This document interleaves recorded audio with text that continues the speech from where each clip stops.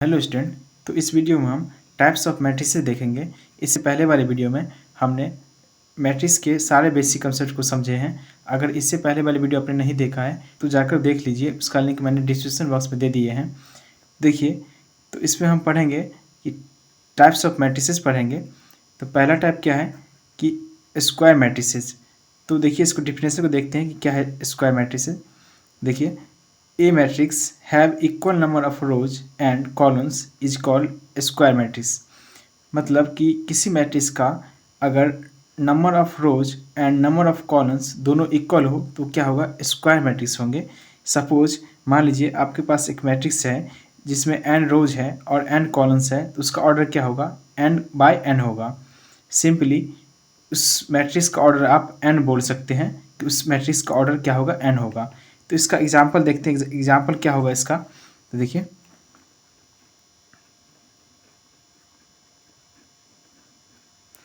कि एक मैट्रिक्स है जिसमें रोज और कॉलम क्या होंगे, बराबर होंगे।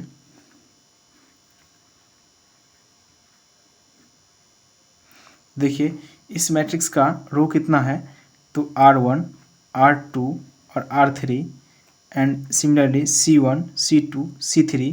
इसमें कितने रो हैं, 3 रोज है एंड 3 कॉलम है। तो इस मैट्रिक्स का ऑर्डर क्या होगा, 3/3 होगा।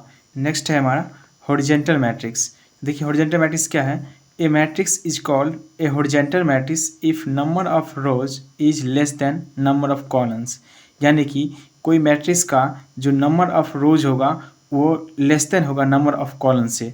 देख लीजिए, जैसे कि अगर किसी मैट्रिक्स का ऑर्डर m/n है तो उसमें m क्या है, number of rows, and n क्या है, नंबर ऑफ कॉलम्स। तो ये क्या होगा, यानी कि number of rose less than होगा नंबर ऑफ कॉलम्स से। देखिए, इसका एग्जांपल देखते हैं। इसका एग्जांपल क्या होगा,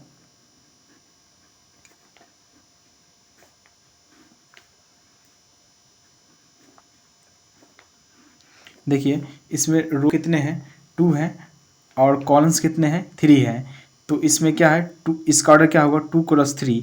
इसमें नंबर ऑफ रोज जो है वो लेस देन है नंबर ऑफ कॉलम से। देखिए, नेक्स्ट है वर्टिकल मैट्रिक्स। देखिए, हॉरिजॉन्टल में क्या था कि नंबर ऑफ रोज जो था वो लेस देन था नंबर ऑफ कॉलम से। वर्टिकल मैट्रिक्स में क्या होगा, उसका अपोजिट होगा। यानी ये m×n matrix is called A vertical if m greater than n। यानी कि नंबर ऑफ रोज जो है नंबर ऑफ कॉलम से क्या होगा, ग्रेटर देन होगा, तो वो क्या होगा, वर्टिकल मैट्रिक्स। देखिए, इसका एग्जांपल देखते हैं। तो इसका एग्जांपल क्या होगा कि एक मैट्रिक्स है 2 3 0 1 2 5। देखिए, तो ये क्या है, ये -2 लिख लिए।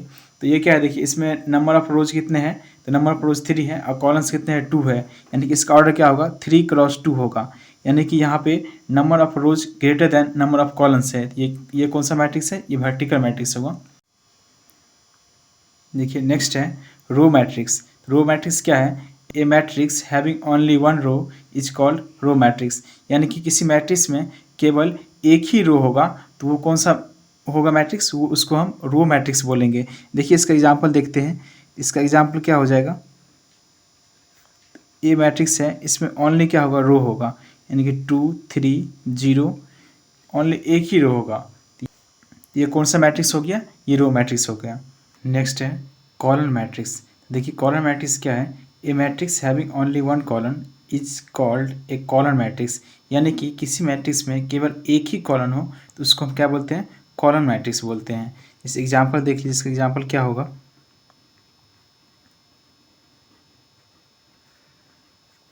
कि मैट्रिक्स में ओनली वन कॉलम होगा एंड 2 3 1। ये क्या है, कॉलम मैट्रिक्स है। इसमें कितने कॉलम है, एक ही कॉलम है, तो ये हो गया कॉलम मैट्रिक्स। अब नेक्स्ट हमारा है नल मैट्रिक्स। देखिए, नल मैट्रिक्स क्या है, इसका डेफिनेशन को देखते हैं। इसको या नल मैट्रिक्स या जीरो मैट्रिक्स भी बोलते हैं। इसको नल मैट्रिक्स या जीरो मैट्रिक्स भी कहते हैं। तो देखिए, इसका डेफिनेशन क्या है, a matrix whose each element is zero is called a null matrix. यानी किसी मैट्रिक्स का पूरा एलिमेंट, यानी कि प्रत्येक एलिमेंट क्या हो, जीरो हो, तो क्या होगा, नल मैट्रिक्स या उसको जीरो मैट्रिक्स बोलेंगे। इसको सिंपली डिनोट किया जाता है कैपिटल ओ से। अब इसका एग्जांपल देखते हैं। इसका एग्जांपल क्या होगा, यानी कोई भी मैट्रिक्स जिसका प्रत्येक एलिमेंट क्या हो, 0 हो, 0 0 0। तो ये क्या हो गया, ये नल मैट्रिक्स या जीरो मैट्रिक्स बोलते हैं। सिंपली इसको कैपिटल ओ से भी डिनोट करते हैं।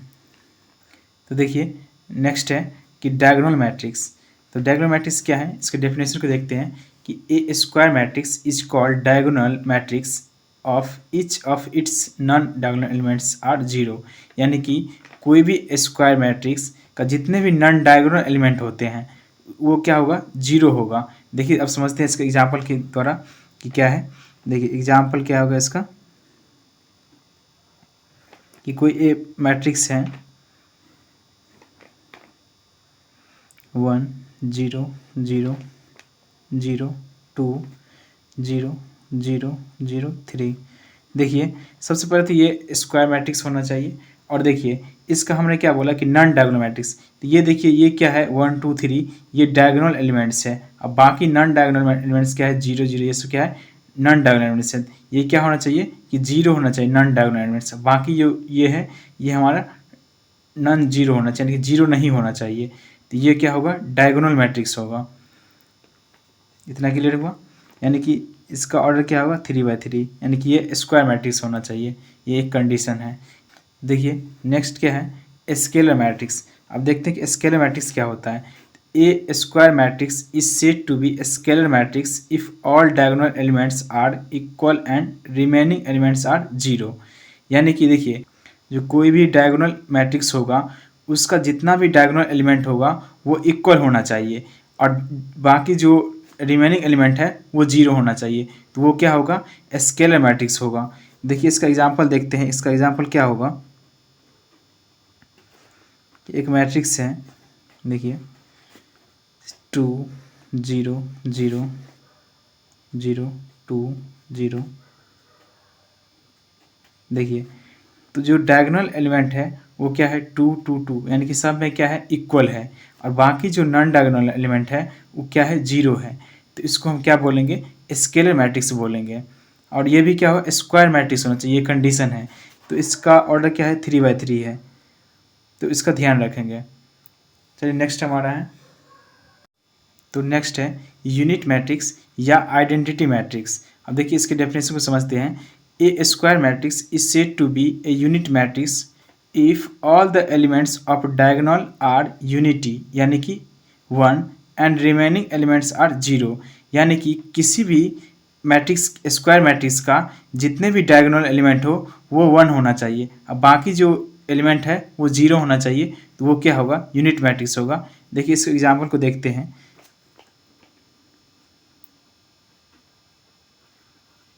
सपोज ए मैट्रिक्स है, देखिए 1 0 0